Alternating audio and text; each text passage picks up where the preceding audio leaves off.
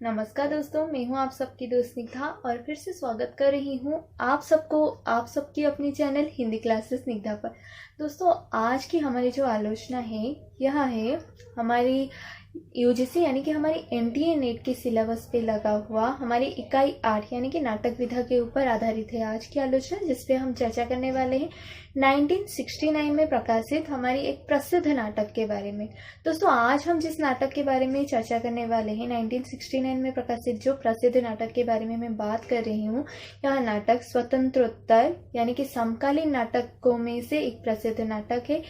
और इसके नाटककार जो हैं उन्हें हम जयशंकर प्रसाद जी के बाद, यानी कि जैसे कि हम जानते हैं कि अगर हम हमारे हिंदी साहित्य के नाटक विधा के बारे में बात करते हैं दोस्तों, तो जयशंकर प्रसाद जी का नाम सबसे पहले आता है और उनके बाद जिनका नाम आता है उनका ही यह नाटक है। और यह नाटक है आधे अधूरे, जिसका प्रकाशन हुआ था 1969 ईस्वी पर और इसके नाटककार हैं मोहन राकेश जी।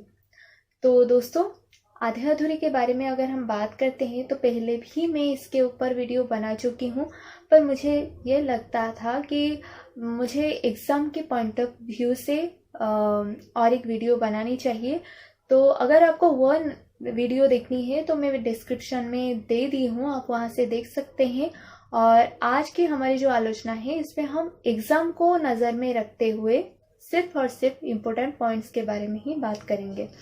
तो देर किस बात की है दोस्तों, चलिए आज की आलोचना शुरू करते हैं। दोस्तों, आलोचना शुरू करने से पहले हमें मोहन राकेश जी के ऊपर एक विशेष चीज़ जान लेनी चाहिए, मुझे ऐसा लगता है, क्योंकि हमारे जो तर्क वितर्क के जो सवाल आते हैं ना दोस्तों, हो सकता है कि ये उस पर आ जाए, क्योंकि मेरे हिसाब से ये बहुत इम्पोर्टेंट चीज़ है मोहन राकेश जी के ऊपर। तो वैसे तो हम मोहन राकेश जी को हमारे स्वतंत्रोत्तर प्रसिद्ध नाटककारों में से मानते हैं, या फिर हम कह सकते हैं समकालीन नाटककारों में से एक प्रसिद्ध नाटककार, या फिर प्रसादोत्तर नाटककारों में से जिसका नाम सबसे पहले आता है, यानी कि सबसे प्रसिद्ध नाटककार। परंतु हमें ये जान लेनी चाहिए मोहन राकेश जी नाटक के क्षेत्र में और एक चीज़ के लिए भी प्रसिद्ध है, और वो चीज़ ये है दोस्तों कि उन्होंने जो रोमांटिक भावबोधों से राह मोड़कर हिंदी नाटकों का आधुनिकता यानी कि आधुनिक भावबोध के ऊपर नाटकों को केंद्रित किया। तो अब बारी है हम आधे अधूरे नाटकों के महत्वपूर्ण बिंदुओं को देखते हैं, यानी कि चर्चा करते हैं क्या है हमारे आधे अधूरे नाटक की महत्वपूर्ण बिंदुएं। तो दोस्तों, आधे अधूरे नाटक जिसका प्रकाशन हुआ था 1969 ईस्वी पर, ये मोहन राकेश जी का एक प्रसिद्ध नाटक है। इसके ऊपर वैसे तो मैं पहले ही वीडियो बना चुकी हूँ जिस तरह से मैंने आपको कहा, और अगर आपको वो वीडियो देखनी है तो आप डिस्क्रिप्शन में चले जाइए, डिस्क्रिप्शन बॉक्स में वहाँ पर आपको मिल जाएगी। तो आज हम सिर्फ एग्ज़ाम रिलेटेड यानी कि हमारी जो एग्ज़ाम के पॉइंट ऑफ व्यू से जो संबंधित है, जो भी इम्पोर्टेंट पॉइंट इस नाटक में है मैं यहाँ पर रख दी हूँ, और ये आपको बहुत ज़्यादा मदद करने वाली है, क्योंकि अगर आप पढ़ नहीं पा रहे हैं पूरे के पूरे नाटक तो आप ये पॉइंट्स देख लीजिए, और इसके बाद में ले आऊँगी अगर आपको चाहिए तो क्या है महत्वपूर्ण कथन में वो भी ले आऊँगी, आप मुझे बताइए। पर आज हम इम्पोर्टेंट पॉइंट्स देख लेते हैं। तो सबसे पहला पॉइंट ये है दोस्तों, मोहन राकेश द्वारा लिखित हिंदी का प्रसिद्ध नाटक है। जैसे कि मैंने कहा कि ये स्वतंत्रोत्तर हमारे नाटकों में से एक है, और ये प्रसादोत्तर नाटकों में से यानी कि हमारे प्रसादोत्तर युग के नाटकों में से जितने भी प्रसिद्ध नाटक हुए हैं उनमें से ये एक नाटक मानी जाती है। मोहन राकेश द्वारा लिखित हिंदी का प्रसिद्ध नाटक है, और ये नाटक दोस्तों इसका प्रमुख यानी कि मुख्य पॉइंट ये है, मध्य वर्गीय जीवन पर आधारित ये नाटक है। याद रखिए, मध्य वर्गीय जीवन पर यह नाटक आधारित है। इस नाटक में हमें 3 स्त्री पात्र एवं 5 पुरुष पात्र देखने को मिलेंगे दोस्तों। पात्र में अभी बताऊंगी आपको। इसमें 3 स्त्री पात्र, और ये नायिका प्रधान नाटक है दोस्तों। इसमें नायिका प्रधान यानी कि नायिका ही प्रधान भूमिका में है, नायक का इसमें कोई काम नहीं है, और ये नायिका प्रधान नाटक है। इसमें 3 स्त्री पात्र हमें देखने को मिलते हैं और 5 पुरुष पात्र हमें देखने को मिलते हैं।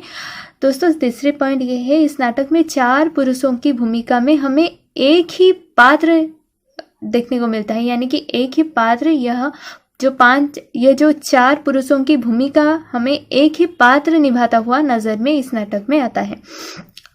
वो किस तरह से मैं आपको बताऊंगी जब मैं पात्र परिचय करवाऊंगी इसके बाद। तो दोस्तों यह नाटक एक पूर्णता की तलाश का नाटक है, यानी कि एक महिला अपनी पूर्णता की तलाश किस हिसाब से कर रही है, एक मध्य वर्गीय कामकाजी महिला, यह नाटक हमें वो दिखाता है।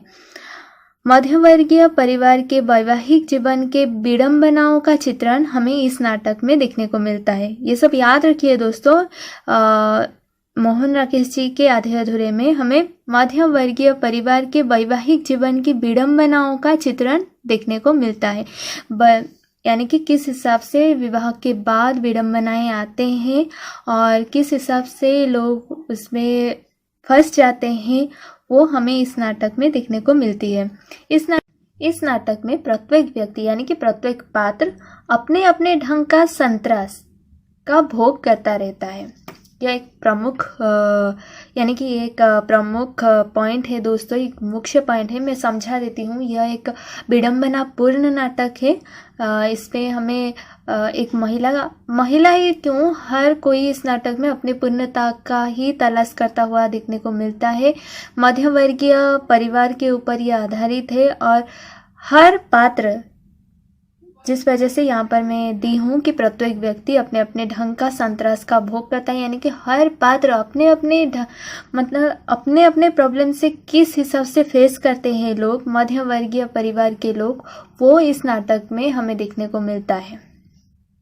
इस नाटक की जो कहानी है दोस्तों, ये एक ही परिवार के ही इर्द गिर्द यानी कि एक ही परिवार के चारों ओर घूमती हुई हमें नज़र में आती है।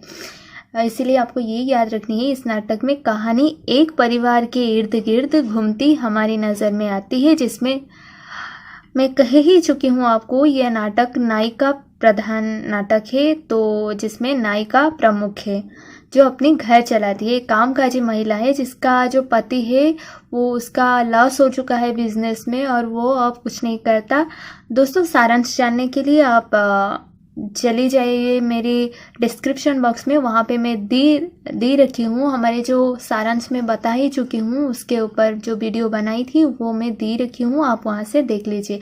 तो यहाँ पर हम चर्चा करते हैं कि ये नायिका प्रधान नाटक है और ये नायिका जो है वो अपनी घर चलाती है, क्योंकि उसकी जो पति है वो कुछ नहीं करता है। और इस घर की जो बड़ी बेटी है वो बिन्नी है और वो भागकर मनोज के साथ शादी कर चुकी है। इस घर की बड़ी बेटी अपने घर के प्रॉब्लम से किस हिसाब से वो भागी है और क्यों भागी है वो भी है। और एक लड़की है और ये वो छोटी बेटी है जिसकी नाम है किन्नी, और किन्नी जो है वो मुफट है, यानी कि किसी को भी कुछ बोल देती है।